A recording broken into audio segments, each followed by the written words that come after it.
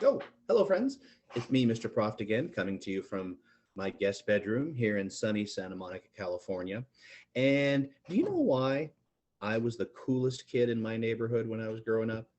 Well, there's my good looks, there's my sense of humor, there's my talent for playing the harmonica, and I was the coolest kid in my neighborhood because I had one of these. Check this out. Don't look at that. Look at this. Ooh, everybody say ooh. Everybody say ah. So this is the Mattel Intellivision. It was like a game machine, kind of like a PlayStation, kind of like, an Xbox, but 30 years ago. Actually, 30, 80, 90, 100, 10, 20, 40 years ago. 30, 40 years ago, somewhere in there, but a long time ago.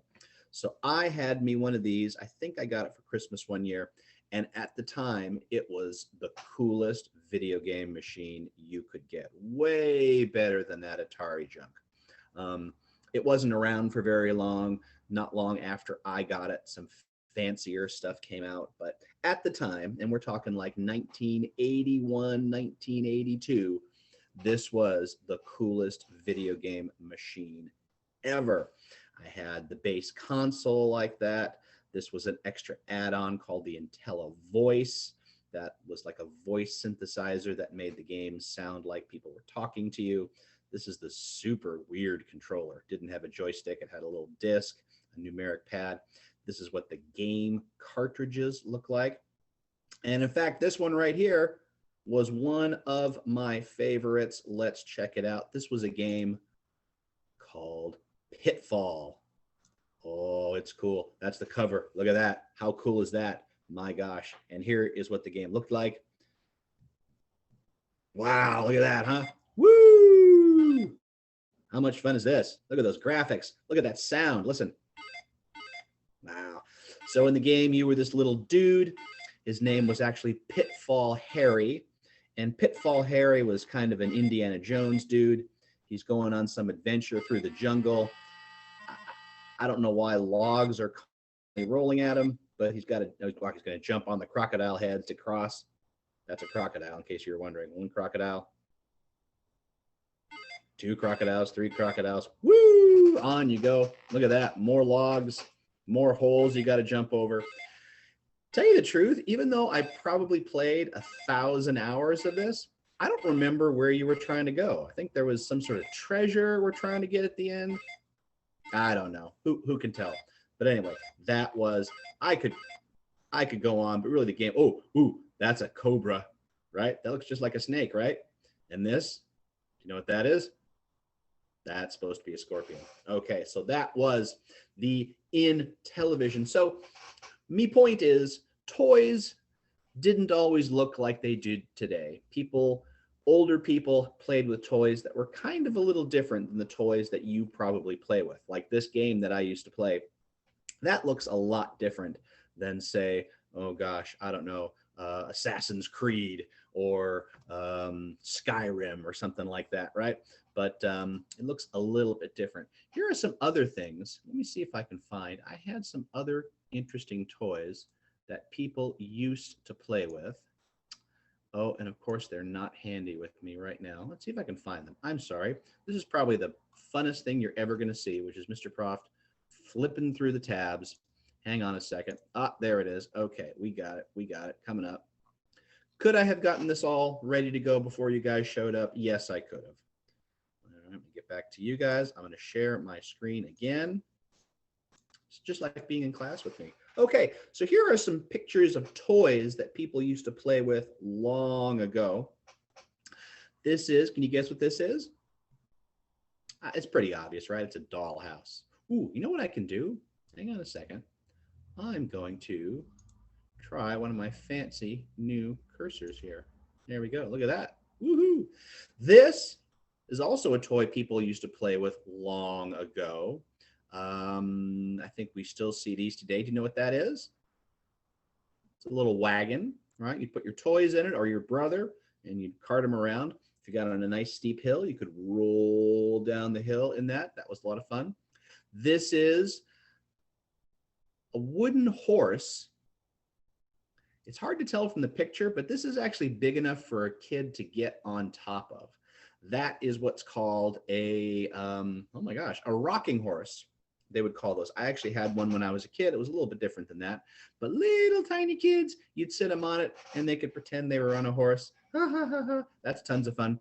Dolls are pretty much the same as they were long ago, although in olden times, fancy dolls weren't made out of plastic. They were made out of porcelain, which is kind of like what plates, dishes are made out of now. So they were a little more delicate. You had to be very, very careful with them. These, we talked about these during our math lesson a while ago. These are marbles, little tiny glass balls that you play a game with. This is a, I wonder if I can make this bigger. I guess I can't. But this is a tin toy. It's a toy made out of tin. Looks like it's an old-timey fire engine. Here's another doll. This is a little toy car. Toys long ago were made mostly out of metal, like toy cars would have been made out of metal, not plastic. This is a little bit of doll furniture, right, for your doll house. It's an old-time stove, a stove that you have to actually put wood or coals in. And this is something, maybe we'll talk about this a little more next time, but this is a really cool toy called a Viewmaster. They came out when my dad was a young man, and they were still kind of around when I got older. It was a little box that you would look through and you could see different pictures of things. And this little wheel like here, it's got little pictures on it, and the pictures would go in front of the lens and you'd be able to see different things, cartoon characters, or sometimes places to visit. Anyway, a Viewmaster. So that's a little walk down memory lane. So you listened to me just now. You listened to me talking about the toys that I played with when I was a kid, and you listened to me talking about the toys that people used to play with long ago. You're going to do a speaking and listening exercise with somebody there at your house, and it's going to have to do with shapes. You're going to think of a shape, and then you're going to name things that are that shape, and we're going to see if the person you're talking to can guess what shape you're talking about. For instance, let's go back to the screen. Clickety, clackety, cluck, cluck. Let's go back over here. So if you said to somebody, if you said, okay, I'm thinking of a shape. Pizza is this shape. Watermelon slices are that shape. And Doritos are that shape. What shape am I thinking about? It'd be triangles, right? All those three things are triangles. So I named three things that are that shape, and you had to guess what they were. Okay, I'm going to name three more things, and you're going to tell me what shape do you think I'm talking about. Cookies, bicycle wheels, and the moon. Cookies, bicycle wheel, moon. I named three things. What shape are those things? They're all circles, right? Okay, so you're going to play this game with somebody at your house. You're going to say, oh, I don't know, TV, iPad, pillow. What shape are all those three things? As an example, all those things are squares or rectangles. So think of a shape, name a bunch of things that are that shape, and see if your grown-up or your older brother or sister can guess what shape you're talking about. And then maybe you can switch. Have your grown-up or your older brother or sister name some things, and you have to guess what shape those things are.